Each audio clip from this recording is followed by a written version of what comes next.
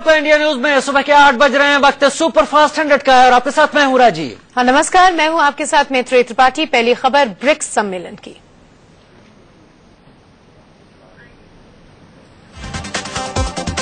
BRICS सम्मेलन से पहले प्रधानमंत्री नरेंद्र मोदी और चीनी राष्ट्रपति की अहम मुलाकात हुई। मुलाकात में पर्यटन और कारोबार बढ़ाने पर चर्चा हुई। बैठक के दौरान कैलाश मानसरोवर के नए रूट को लेकर भी बात की गई। भारत और चीन के राष्ट्रपति की बैठक के दौरान सीमा विवाद पर भी बात हुई। दोनों देशों के बीच तय हुआ कि सीमा से जुड़े सारे विवाद आपसी सहमति के जरिए सुलझाए जाएंगे।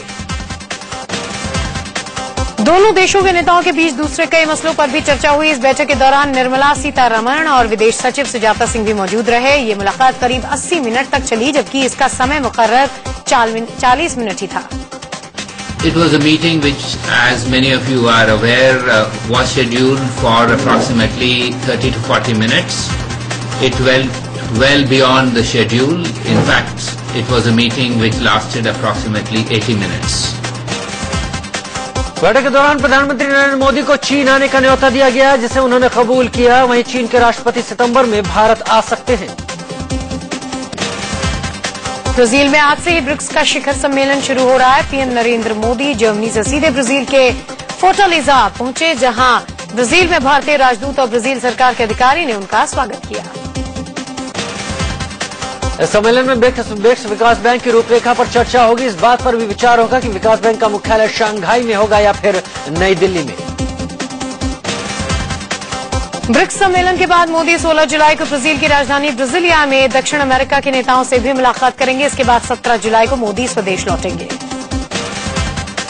ब्रिक्स ब्राजील, रूस, भारत, चीन और दक्षिण अफ्रीका जैसे देशों का संगठन है। ब्रिक्स की बैठक हर साल होती है। ब्राजील में होने वाले इस सम्मेलन में संयुक्त राष्ट्र और अंतर्राष्ट्रीय वित्तीय संगठनों में सुधार लाने पर भी चर्चा होगी। पीएम नरेंद्र मोदी की गैर मौजूदगी में गृहमंत्री राजनाथ सिंह सरकार में नंबर 2 की हैसियत से कामकाज देखेंगे। इससे पहले चर्चा थी कि मोदी अपनी गैर मौजूदगी में किसी दूसरे नेता को नंबर 2 की जिम्मेदारी नहीं सौंप के गए हैं। संसद में आज वरिष्ठ पत्रकार वेद प्रताप वैदिक और हाफिज सईद की मुलाकात को लेकर हंगामा हो सकता है। विपक्ष ने इस मुद्दे पर सरकार को घेरने की तैयारी कर ली है। विदेश मंत्री सुषमा स्वराज लोकसभा में इस मसले पर जवाब दे सकती हैं। इसके साथ ही राज्यसभा में भी हंगामे के आसार हैं। उधर कांग्रेस ने पत्रकार और बाबा रामदेव के सहयोगी वेद प्रताप वैदिक और आतंकी हाफिज सईद की मुलाकात को लेकर मोर्चा खोल दिया है। कल दिल्ली में कांग्रेस कार्यकर्ताओं ने वैदिक और हाफिज की मुलाकात वाले पोस्टर जलाए। ये लोग वैदिक की गिरफ्तारी की मांग कर रहे हैं। भोपाल में भी कांग्रेस कार्यकर्ताओं ने वैदिक हाफिज मुलाकात के विरोध में प्रदर्शन किया। कांग्रेस ने पत्रकार वैदिक और हाफिज की मुलाकात वाले पोस्टर जलाए। ये लोग वैदिक की गिरफ्तारी की मांग कर रहे हैं। भोपाल में भी कांग्रेस कार्यकर्ताओं ने वैदिक हाफिज मुलाकात के विरोध में प्रदर्शन किया। कांग्रेस ने पत्रकार वैदिक का पुतला फूंककर अपना विरोध जताया। कांग्रेस कार्यकर्ता इस मामले की जांच की मांग कर रहे हैं। इससे पहले वैदिक और आतंकी हाफिज सईद की मुलाकात पर कांग्रेस ने संसद में भी हंगामा किया। इस मामले को लेकर राज्यसभा में कांग्रेस सदस्यों ने जमकर हंगामा किया, जिसके चलते सदन की कार्रवाई 2 बार स्थगित करनी पड़ी। राज्यसभा में कांग्रेस ने वेद प्रताप वैदिक और बाबा रामदेव पर हमला बोला। कांग्रेस नेता आनंद शर्मा ने बीजेपी और सरकार से जवाब मांगा कि आखिर रामदेव के सहयोगी किस हैसियत से हाफिज सईद से मिले थे। राज्यसभा में वैदिक हाफिज मुलाकात पर वित्त मंत्री अरुण जेटली ने जवाब दिया। उन्होंने कहा कि सरकार ने वेद प्रताप वैदिक को हाफिज सईद से मिलने के लिए नहीं भेजा था, ये उनकी व्यक्तिगत मुलाकात थी। Unquestionably, Hafiz Saeed is a terrorist who has conspired against this country and indulged in actual acts of conspiracy. The government of India has nothing to do, not directly, not indirectly, not even remotely, with any journalist in his individual capacity. पूरे मामले में कांग्रेस पर हमला करते हुए प्रताप वैदिक ने कहा कि हाफिज सईद जैसे लोगों से मिलने के लिए बहुत हिम्मत चाहिए। उन्होंने कहा कि सलमान खुर्शीद और मणिशंकर अय्यर भी पाकिस्तान जाने वाले शिष्टमंडल में थे, लेकिन वो हाफिज से नहीं मिले। जो कांग्रेसी नेता मेरी आलोचना कर रहे हैं, वो अपने नेता को वहां भेजते तो उनका पजामा गीला हो जाता और उनको स्ट्रेचर पे लाद के बाहर लाना पड़ता है। वैदिक ने यह भी कहा कि इस मुलाकात की तस्वीर उन्होंने खुद फेसबुक पर पोस्ट की है। उन्होंने कहा कि अपने पाकिस्तान दौरे में उन्होंने नवाज शरीफ के साथ अन्य पाकिस्तानी नेताओं से भी मुलाकात की और बतौर पत्रकार उन्हें किसी से भी मिलने में कोई गुरेज नहीं है। दरअसल सारा हंगामा उस समय शुरू हुआ जब वेद प्रताप वैदिक ने फेसबुक पर हाफिज सईद से मुलाकात वाली तस्वीर पोस्ट की। पाकिस्तान में हुई इस मुलाकात की तस्वीर सार्वजनिक होते ही सियासत में भूचाल आ गया। गृहमंत्री राजनाथ सिंह ने जब मीडिया से पूछा कि हाफिज सईद और वेद प्रताप वैदिक की मुलाकात की आपको जानकारी थी, तो उन्होंने मुस्कुराते हुए चुप्पी साध ली और गाड़ी में बैठकर चल दिए।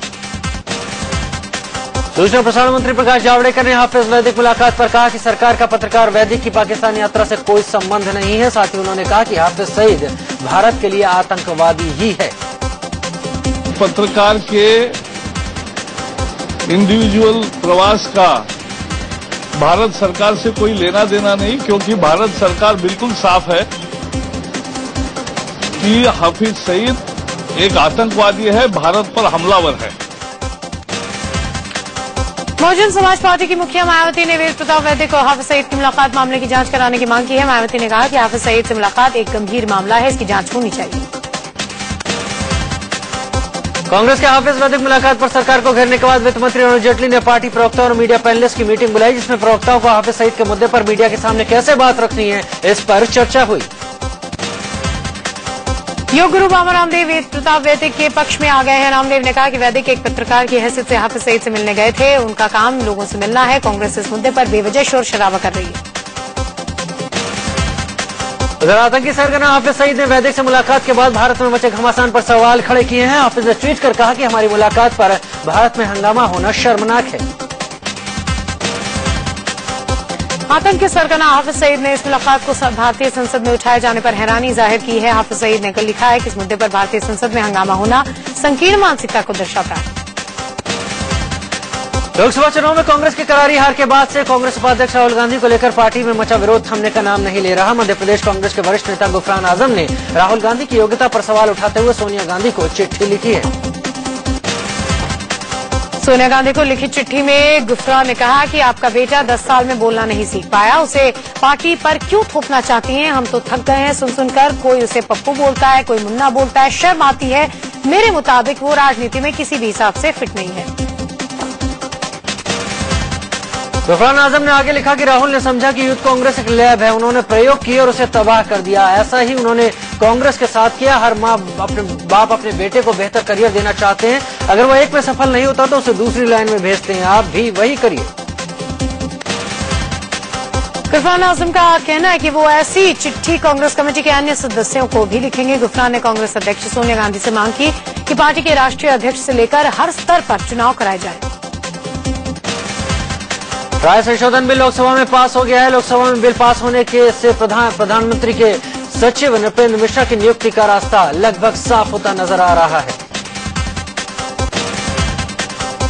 लोकसभा में ट्राई संशोधन बिल को लेकर टीएमसी, एनसीपी, बीएसपी, एसपी और एआईएडीएमके ने सरकार का समर्थन किया। टीएमसी ने भी यूटर्न लेकर सरकार का साथ दिया। पहले टीएमसी कांग्रेस के साथ बिल का विरोध कर रही थी।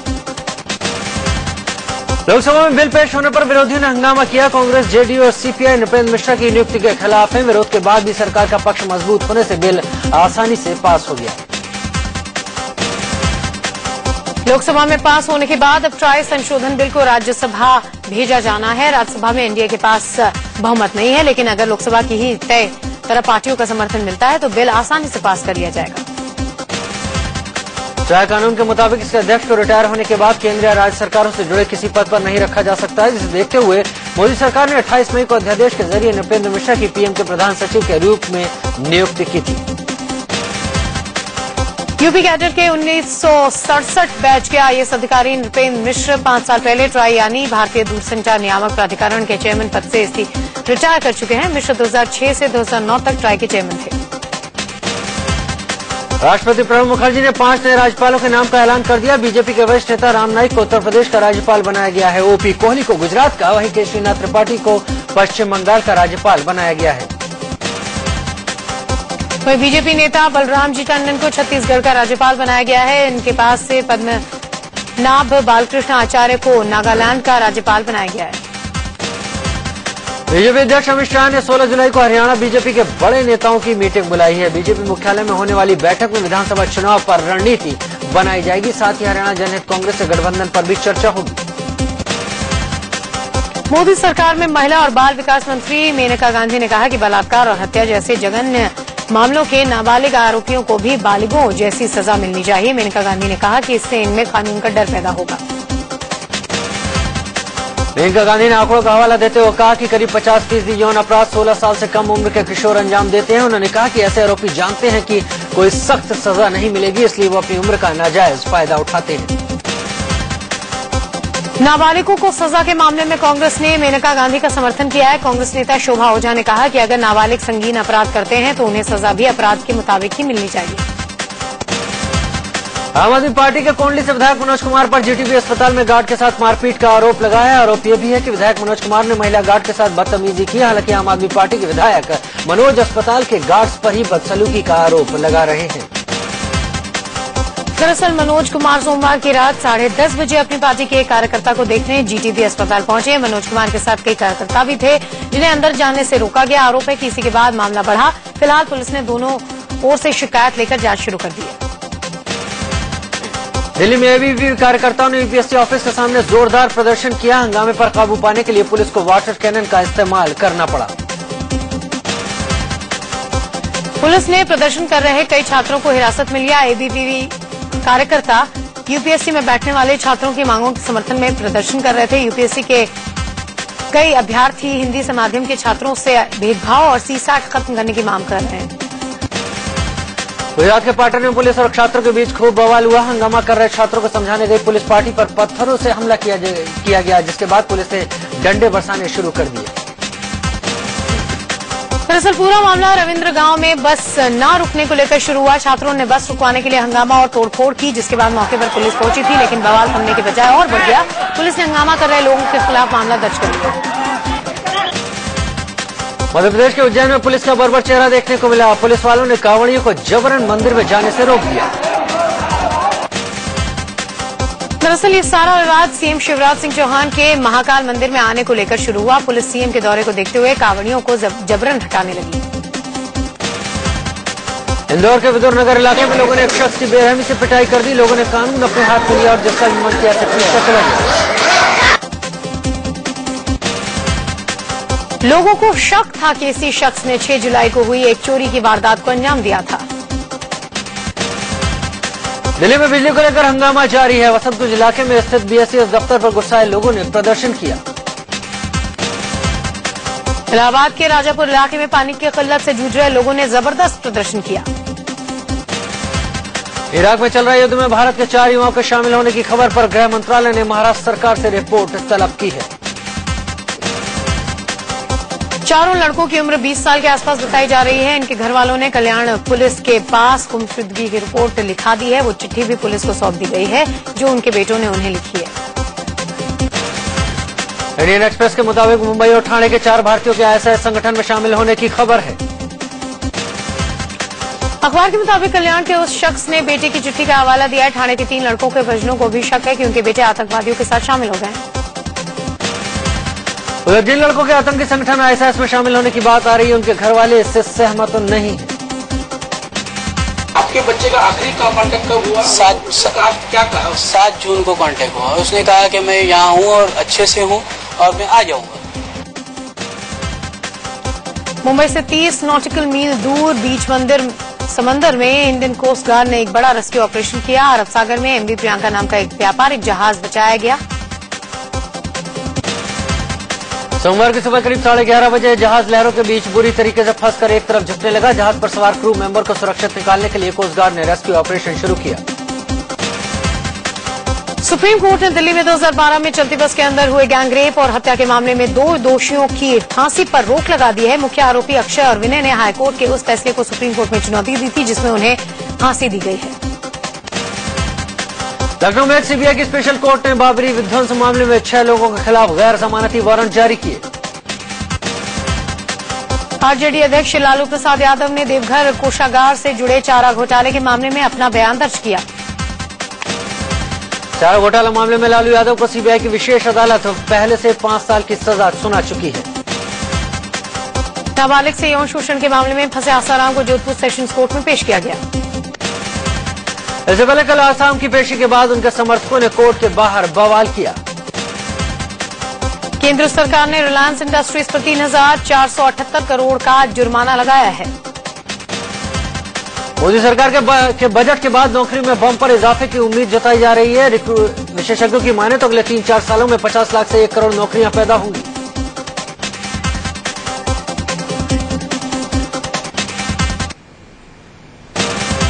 पर सरकार को थोड़ी राहत मिली है। जून में थोक मूल्य सूचकांक आधारित महंगाई दर 0.5% से ज्यादा की गिरावट दर्ज की गई है। जून में ये इससे ज्यादा थी। थोक महंगाई दर में भले ही कमी आई हो, लेकिन बाजार में महंगाई की मार अब भी कायम है।